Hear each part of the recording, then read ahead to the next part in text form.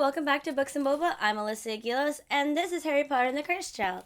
So we're actually at the last chapter of Act 2, and I'm super excited before this chapter ends. And today's drink is almond black milk tea. It depends on where you get it. Sometimes they'll put almond extract, and that's where the almond comes from. Or they'll put almond milk, where it's like almond milk space tea. It just depends on where you get it. I don't know how Chopper Tea makes it, but I love how it tastes. And I don't really like sometimes when a drink is too hot. So I actually asked them to add ice cubes. It's kind of weird drinking this though because the ice cube layer was right above the hot liquid layer, and it was like two flavors going like this. But it was still really good. So we are at the last chapter of this act. Let's go. Here we go. Act 2, Scene 20. Triwizard Tournament, Lake, 1995. Ludo Bagman. Ladies and gentlemen, boys and girls, I give you the greatest, the fabulous, the one and the only Triwizard Tournament. If you're from Hogwarts, give me a cheer. There's a loud cheer. And now Albus and Scorpius are swimming through the lake, descending through the water with graceful ease. If you're from Durmstrang, give me a cheer. There's a loud cheer. And if you're from Beauxbatons, give me a cheer. There's a slightly less limp cheer. The French are getting into this. On the roof. Victor's a shark, of course he is. Floor looks remarkable. Ever plucky Harry is good at using gillyweed. Clever Harry, very clever. And Cedric, well, Cedric, what a treat. Ladies and gentlemen, Cedric is using a bubble charm to cruise through the lake. Cedric approaches them through the water, a bubble over his head. Albus and Scorpius raise their wands together and fire the engorgement charm through the water. He turns and looks at them confused, and it hits him, and around him the water glows gold. And then Cedric starts to grow, and grow again, and grow some more. He looks around himself, entirely panicked, and the boys watch as Cedric ascends helplessly through the water. But no! What's this? Cedric Diggory is ascending out of the water and seemingly out of the competition. Oh, ladies and gentlemen, we don't have our winner, but we certainly have our loser. Cedric Diggory is turning into a balloon, and this balloon wants to fly. Fly, ladies and gentlemen, fly, fly out of the task and out of the tournament, and oh my, it gets wilder still. Around Cedric, fireworks explode, declaiming, Ron loves Hermione, and the crowd loves that. Oh, ladies and gentlemen, the look on Cedric's face. It's quite some picture, it's quite some sight. It's quite some tragedy. This is a humiliation, and there's no other word for it. And Albus smiles wildly and high-fives Scorpius in the water. And Albus points up, and Scorpius nods, and they start to swim ever upwards.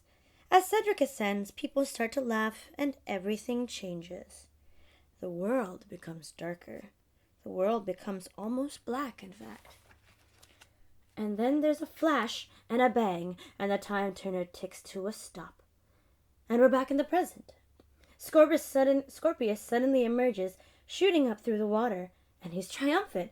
Scorpius, woohoo! And he looks around, surprised.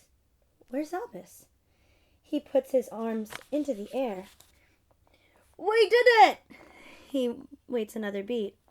Albus? Albus doesn't emerge. Scorpius treads water, he thinks, and then he ducks back into the water.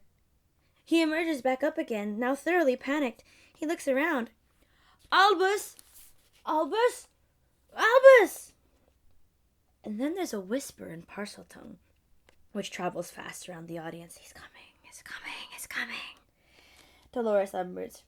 Scorpius Malfoy, get out of the lake. Get out of the lake right now. She pulls him out of the water. Miss, I need help. Please, miss. Dolores Umbridge. Miss, I'm Professor Umbridge, the headmistress of your school. I'm no miss. You're the headmistress? But I... Dolores Umbridge.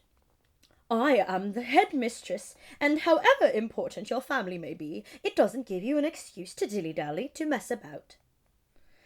Scorpius, there's a boy in this lake. You need to get help. I'm looking for my friend, Professor, Headmaster, one of the Hogwarts students. Miss, I'm looking for Albus Potter. Dolores Umbridge. Potter? Albus Potter? There's no such student. In fact, there hasn't been a Potter at Hogwarts for years. And that boy didn't turn out so well. Not so much rest in peace, Harry Potter. More like rest in perpetual despair. Total troublemaker. Scorpius. Harry Potter's dead? Suddenly from around the auditorium, a feel of breath of the wind. Some black robes arise around people, black robes that become black shapes, that become Dementors. Flying Dementors through the auditorium, these black, deadly shapes, these black, deadly forces. They are everything to be feared, and they suck the spirit from the room. The wind continues. This is hell. And then, right from the back of the room, whispering around everyone, words said with an unmistakable voice. The voice of Voldemort. Harry Potter. Harry's dream has come to life. Dolores Umbridge. Have you swallowed something funny in there? Become a mudblood without any of us noticing? Harry Potter died over 20 years ago as a part of that failed coup on the school. He was one of those Dumbledore terrorists we bravely overthrew at the Battle of Hogwarts. Now come along. I don't know what game you're playing, but you're upsetting the Dementors and entirely ruining Voldemort Day. And the Parseltongue whispers go louder and louder, grow monstrously loud, and the giant banners with snake symbols upon them descend over the stage. Scorpius. Voldemort Day. We cut to black. Okay, guys, that's the end of Act 2. So, we're going to be continuing this in the next episode. No, I'm just kidding. I don't want to leave you guys there. Part 2, Act 3, Scene 1. Hogwarts, Headmistress's office. Scorpius enters the office of Dolores Umbridge. He is dressed in darker, blacker robes. He has a pensive look on his face.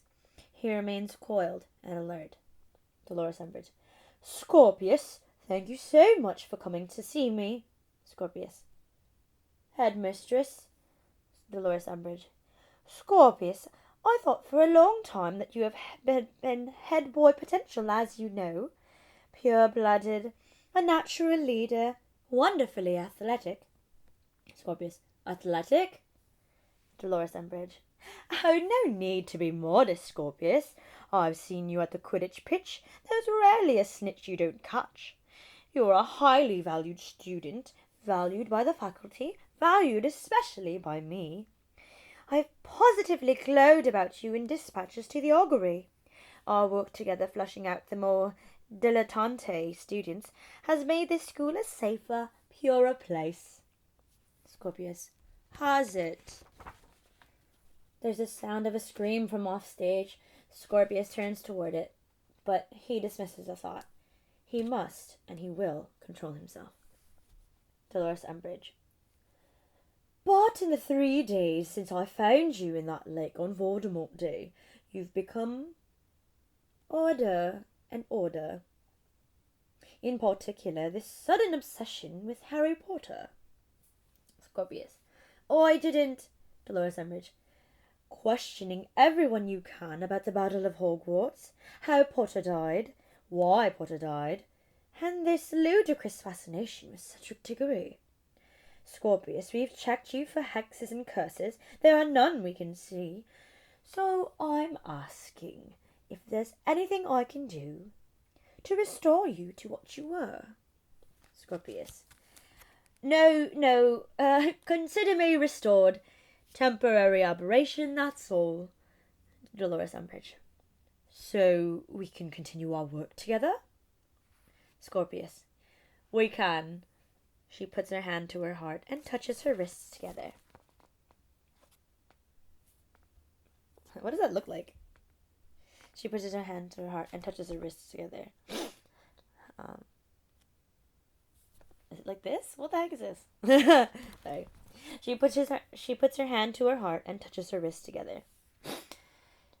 Dolores Umbridge. For Voldemort and for valor. Scorpius trying to copy. For, yes.